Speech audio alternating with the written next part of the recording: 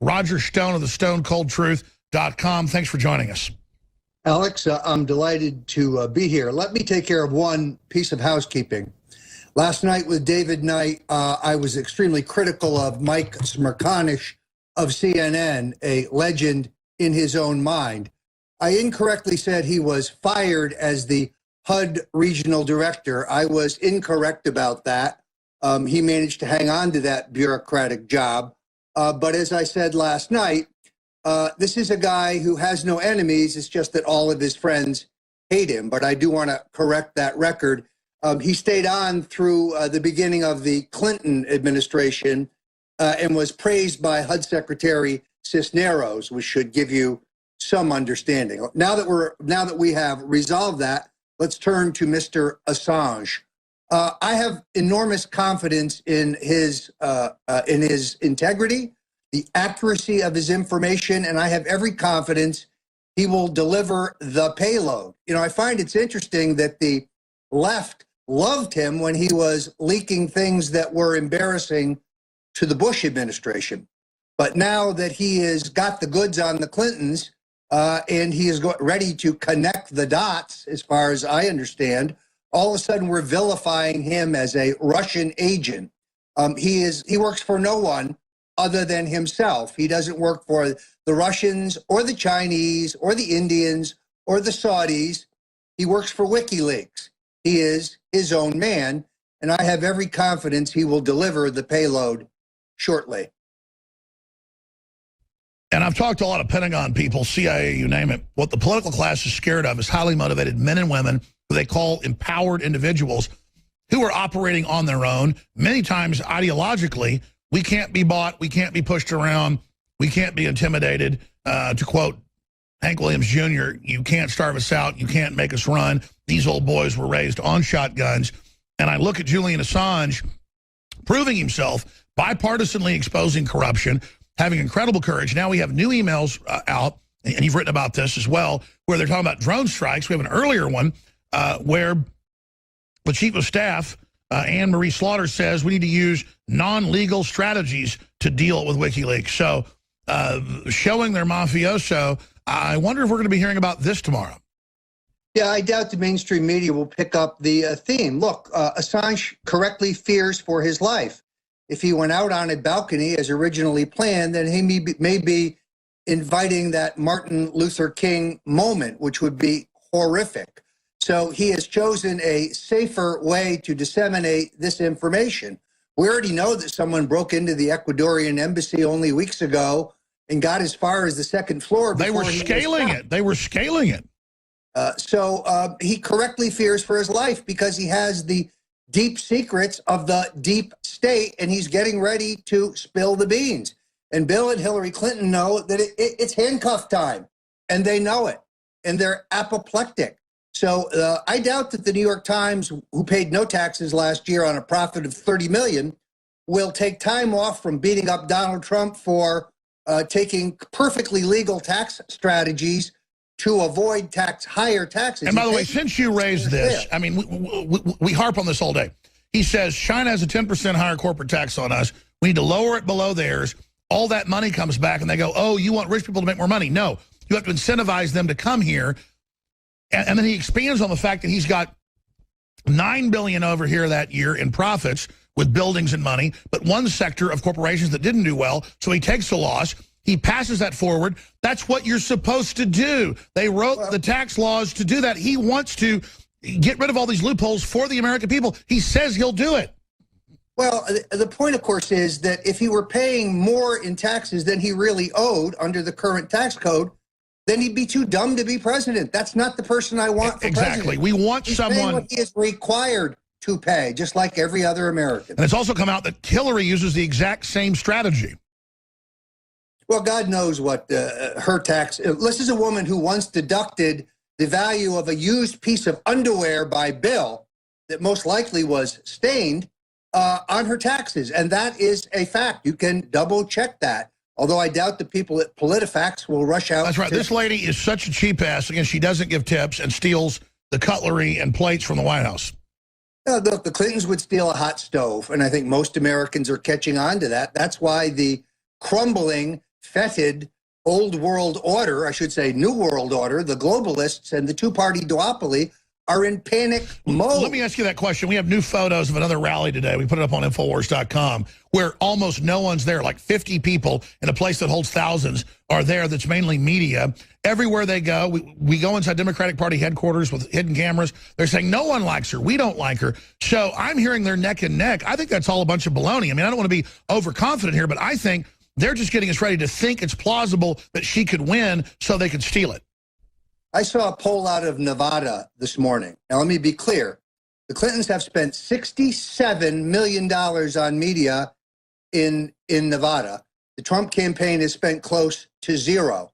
This is a state Obama carried by 13 points.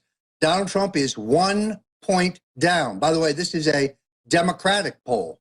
So, no, we have a close contest where Trump is viable, probably a couple points ahead. Definitely in the hunt in the swing states, still ahead in Florida, despite this Cuban controversy, which is most understated. Never did business in Cuba. Reimbursed some consultant who looked into it and came back empty-handed, probably because of the laws and the unviability of the whole idea. So no, we're in a horse race. We're in a photo finish for the presidency. There are more Democrats in the country than Republicans. Hillary is going to spend $1 billion plus. Trump, all told, I suspect will be closer to 200 to 250, maybe 300 million. The mainstream media, what's the value of that? Watching CNN yesterday was like watching a wall-to-wall Clinton commercial. It was either dumping on Donald Trump or excusing the crimes and sexual assaults and cover-ups of those sexual assaults by Hillary. The exact reason I criticized Mr. Smerconish, a fine lawyer, but who seems to have forgotten the difference between indiscretions, as he put it, and rape. Let me ask you this question before we get into Danny Williams. Do they know how ridiculous they look when she comes out in a tape that gets released and is calling Sanders supporters wannabe baristas and dwelling in their mother's basement?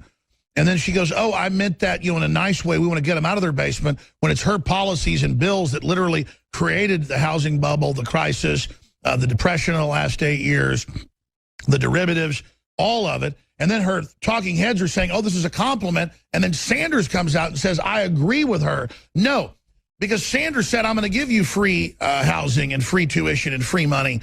Hillary's saying that's all made up. So she's really discrediting what he said, which isn't true, but she can't have it both ways. This is her two-facedness. I'm scratching my head about Bernie Sanders. I underestimated him earlier, but I think unlike the Clintons, at least he's an honest man. I think he's a true believing socialist. Just because I disagree with his ideas, I don't think he's corrupt, and I don't think he's evil. And, of course, he raised the question of these foreign donations buying her through the Clinton Foundation. But now he seems to have become a lockstep Democrat. It's very, very disappointing. I thought at a minimum he was a person of integrity. Well said. I want to take a few phone calls for you to get your take on what they're saying. And I want to talk about Danny Williams after the break, and you'll be gone by the end of the hour. I appreciate your time. I know you're working 18 hours a day here. Roger Stone, and as the quickening accelerates the next 35 days, expect to hear him almost every day here when he can make it or when his voice can do it. But briefly, your shirt that you designed that says Bill Clinton with rape under it is very iconic. It's not meant to go out and play tiddlywinks with folks. It's meant to shock people. It's meant to create debates. And I'm offering $1,000 for anybody that gets it on national TV. That means if we get it on local TV, it may end up being national. And I'll pay out $1,000. The young man who did it. Look at these thugs grab him here. These thugs for Fox. Yes, and he's dragged away. And so narrating for radio listeners, we haven't heard from this young man yet. It's stoprape@Infowars.com. We want to pay him the $5,000. He's just got to take a photo of himself with a shirt and today's newspaper and send it to us. We'll send him $5,000 to his address of choice. But we want to get him on air as a guest. So we've been putting this call out for about a day, haven't heard from him yet. I'm really worried about him. This is like something in Cuba where he just disappeared off the street, Roger. So you know right where I'm going with this. My sources in New York tell me that he is fine. I believe that they are foolishly going to attempt to charge him with criminal trespass.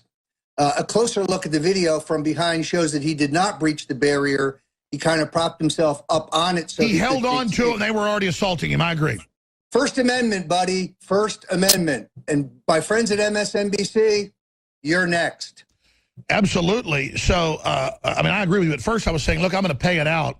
We just lost his Skype. I'm going to pay it out, even though it looks like he tried to climb the barrier. But if you really look at it, he's not trying to climb until they grab him. Then he's trying to hold on.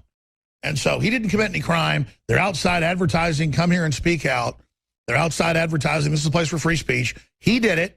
And if you don't want this happening, don't be outside. So I want to find out who this young man is. If his lawyer's telling him, keep your mouth shut, don't go on air, that is the wrong advice. You're hot right now. I'm going to send you your $5,000. And all he did was hold on to the barricade. You're absolutely right.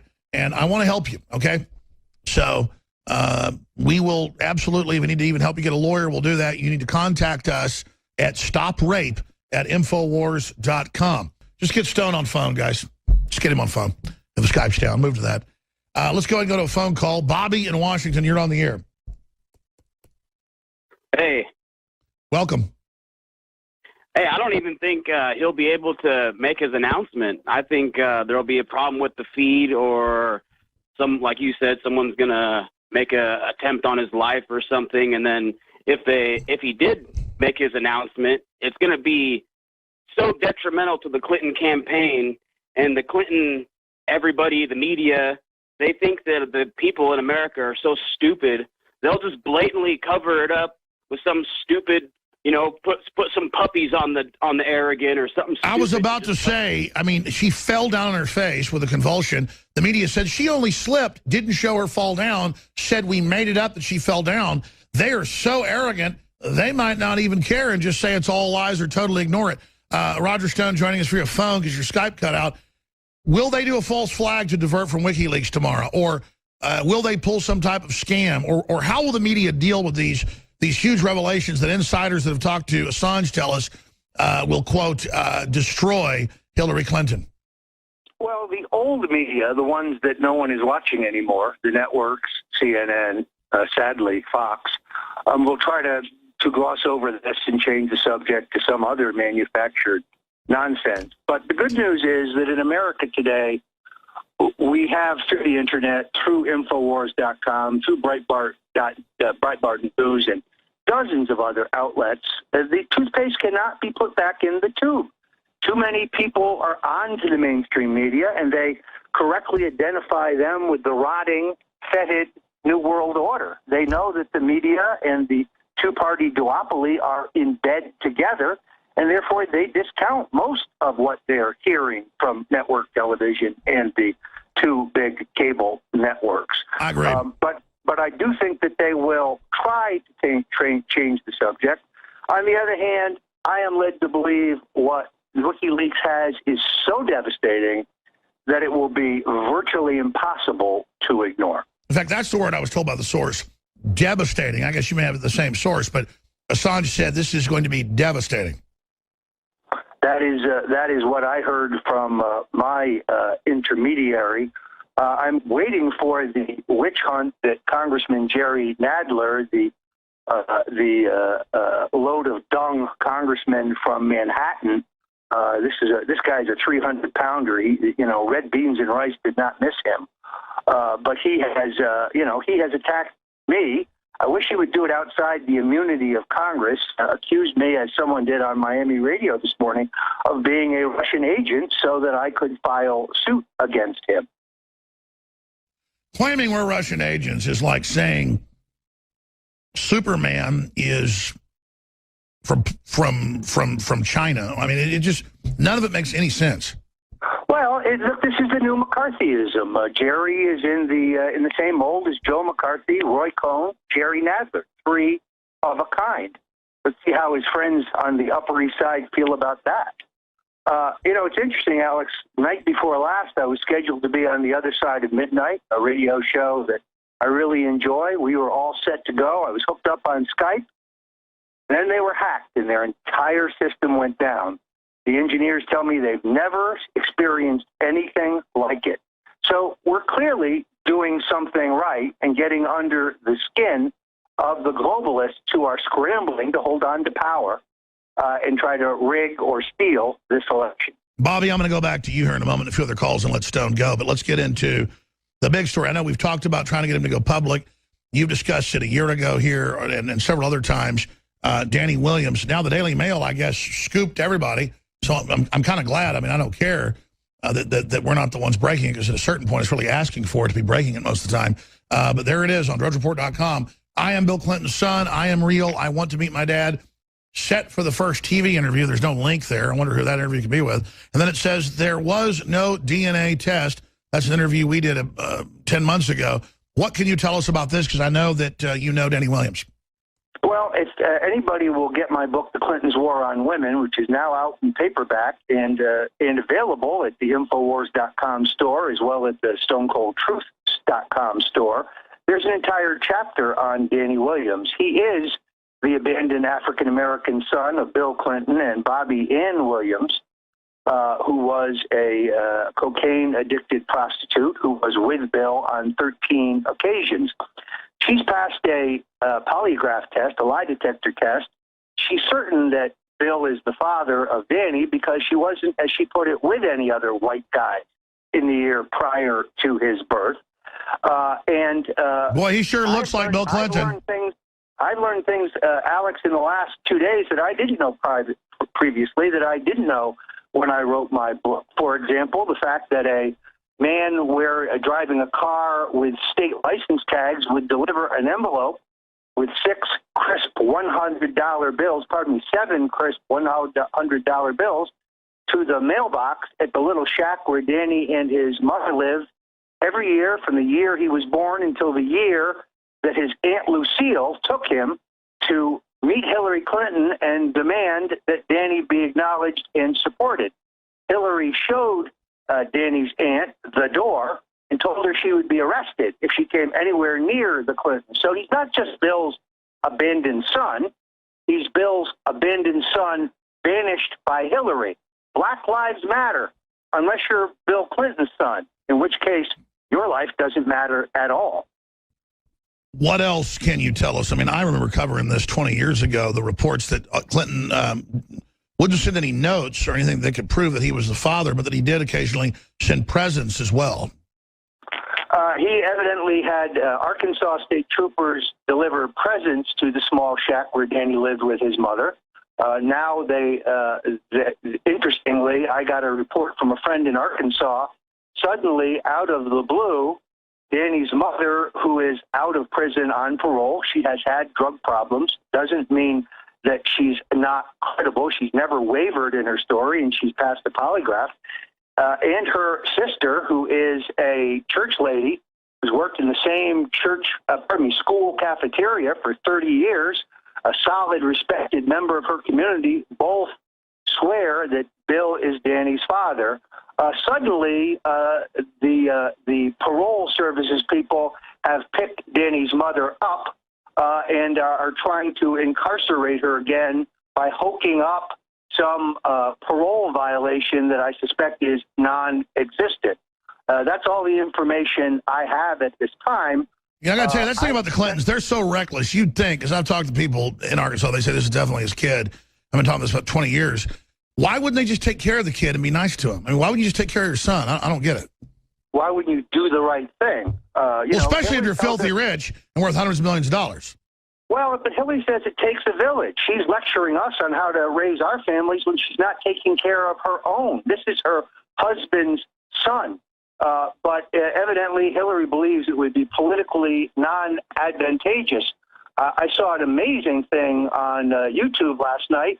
Bill is shaking hands, signing autographs, and somebody yells out, "What about your son, Danny Williams? What do you have to say to your son, Danny Williams?" And you can see the look on Bill's face. It's a look of admission. And then we're going to find that video. Where is it? I haven't seen that. Where is that video? I want to pull it up. I will try to find the link and send it to you. I saw it on the way here. It was devastating. And then some woman says, we don't want to talk about that. And he said, well, what about the rapes? What about Bill's raping of women? And she says, get out of here. We don't want to talk about it. Well, guess by what? the way, we, the American people, do want to talk about it. Danny Williams is now sharing the video. Let's see if we can cue this up with audio and play this in a moment. This is amazing. This is coming up. TV viewers can already see it. We're going to have audio for radio listeners here very soon. Bobby in Washington, really quick, a comeback to Roger Stone. Yeah, no, I agree. Like we're too close to the election. Whatever he comes out with, they're gonna just try to block it and put a different, just to turn the page, make it be something totally different, like it never even happened. It's gonna be too detrimental to the election for Clinton. And then I also had something to say about the Clinton rape shirts. Yes, sir. What about just like going around in your town and like putting up some Clinton rape signs? That's what we're going to come up with a bunch of different PDFs of it, and with even more info. We're going to launch that by the end of the week with a big contest nationwide. It's going to be the Clinton's Crime Contest with different posters we make, and then folks post those, video it, put it on YouTube, and whatever gets the most press attention will win $20,000. And that is will be announced the day of the election. So $20,000 for first place, $5,000 for second place, $1,000 for third place. So folks can start their engines, make your own posters, you name it. Just do it in legal and lawful areas. We're out of time. We're going to come back and take calls in the next hour and talk to Mr. Knight. But thank you so much. We'll talk to you very, very soon. And I can't wait to know more information by 3 o'clock this morning when we're going to be covering the WikiLeaks live at a stream at Infowars.com. Thank you so much, Roger Stone. Alex, great to be here, and I can't wait until 3 a.m. If you're up, then I want to come on with us. We're going to have the live feed. It won't be on radio, but for everybody online, Infowars.com.